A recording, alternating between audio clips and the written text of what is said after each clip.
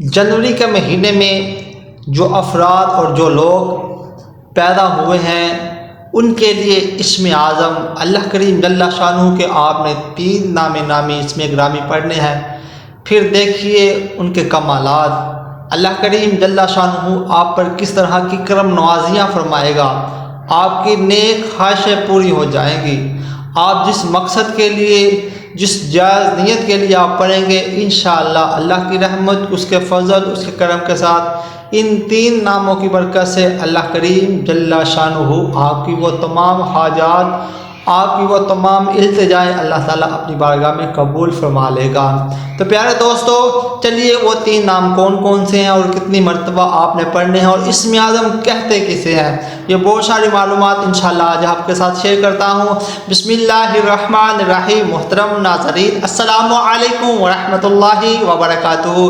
میں امید کرتا ہوں کہ آپ تمام دوست اللہ کے فضل، اس کے کرم اور اس کی رحمت کے ساتھ ٹھیک ہوں گے۔ تو آئیے ایک مرتبہ میں اور آپ مل کر پیارے آقا آخری نبی صلی اللہ تعالی علیہ وآلہ وسلم کی پاک طیب طاہر بارگاہ میں درود پاک پڑھتے ہیں۔ الصلاۃ والسلام علیک یا سیدی یا رسول اللہ وعلی آلک وصحابک یا سیدی یا حبیب اللہ۔ الصلاۃ والسلام علیک یا نبی اللہ وعلی آلک وصحابک یا خاتم النبیین۔ پیارے دوستو، سب سے پہلے دعا کرتے ہیں کہ یا اللہ، جو لوگ بے اولاد ہیں، اللہ تمام بے اولادوں کو نیک اور صالح اولاد عطا فرما۔ اللہ جو بیمار ہیں اللہ انہیں شفا عطا فرما، جن کا کاروبار نہیں اللہ انہیں کاروبار عطا فرما، جن کا رزق نہیں اللہ ان کے رزق میں وسعت عطا فرما۔ یا اللہ، جو والدین اپنے بیٹے اور بیٹیوں کے رشتوں کے لیے پریشان ہیں، اے مالک کریم جل شانہ ان کے لیے اچھے رشتے عطا فرما۔ پیارے دوستو، یہ 3 نامی اسم گرامی اللہ کریم جل شانہ کے اور اسم اعظم، سب سے پہلے بات کرتے ہیں اسم اعظم کیا ہے۔ اسم اعظم سب سے بڑا نام، یعنی کہ اللہ کریم جل شانہ کا سب سے بڑا نام۔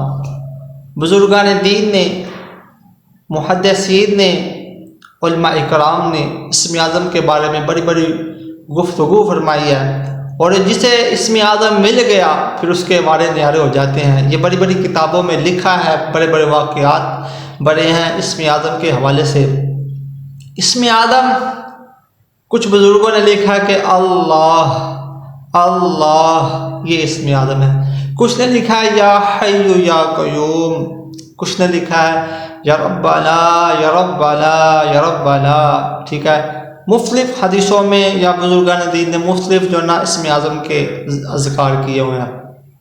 اب اسم اعظم پڑھ کر اللہ سے دعا مانگے کہ یا اللہ، تیرے اس نام کا واسطہ، تجھے کالی کملی والے کی کالی کملی کا واسطہ، یا اللہ میری اولاد نہیں ہے، اللہ مجھے اولاد عطا فرما۔ یا اللہ، میری شادی کے اسباب پیدا نہیں ہو رہے، اللہ شادی کے اسباب عطا فرما۔ یا اللہ، ہمارے گھر میں جکڑے ہیں، اللہ دور فرما دے۔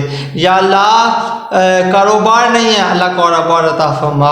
یا اللہ، میں باہر جانا چاہتا ہوں، اسم پاک کی برکت سے میرے لیے اسباب پیدا عطا فرما۔ آپ جس نیت سے، جس خلوص سے آپ اللہ تعالیٰ کے یہ 3 نام پڑھیں گے، انشاءاللہ اتنی ہی جلدی اللہ تعالیٰ آپ کے اوپر مہربانی فرمائے گا۔ جب بھی آپ نے ان اسم گرامی کو پڑھنا ہے تو آپ نے تنخواہ پڑھنا ہے، ٹھیک ہے۔ آپ نے اللہ تعالیٰ کے یہ 3 نام اکٹھے پڑھنے ہیں۔ اس کا پہلے میں آپ کو ترجمہ بتاتا ہوں۔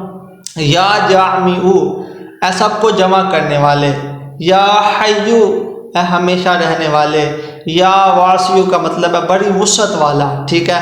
اب ان 3 ناموں کو آپ نے اکٹھا پڑھنا ہے، یا جامعو، یا حیو، یا واسیو، یا جامعو، یا حیو، یا واسیو۔ جب آپ محبت کے ساتھ، لگن کے ساتھ ان 3 ناموں کو پڑھیں گے تو انشاءاللہ پڑھنے سے پہلے آپ نے درود پاک پڑھنا ہے، اول اور آخر آپ نے 3 مرتبہ پڑھ لیں، 5 مرتبہ پڑھ لیں، 7 مرتبہ، 11 مرتبہ، کوئی سا بھی آپ درود پاک پڑھ لیں تو آپ نے 1 کم 270 مرتبہ پڑھنا۔ آپ نے 1 کم 270 مرتبہ، یعنی کہ انگلش میں کر لیں 269 مرتبہ آپ نے اسے پڑھنا ہے. تو پھر اس کے بعد آپ نے دعا کرنا ہے. پھر دیکھیں اللہ تعالیٰ آپ پہ کیسی کرم نواز فرماتا ہے. کہتے رہتے ہے دعا کے واسطے بندے تیرے، کرتے پوری آرزو ہر بے کس و مجبور کی. صلو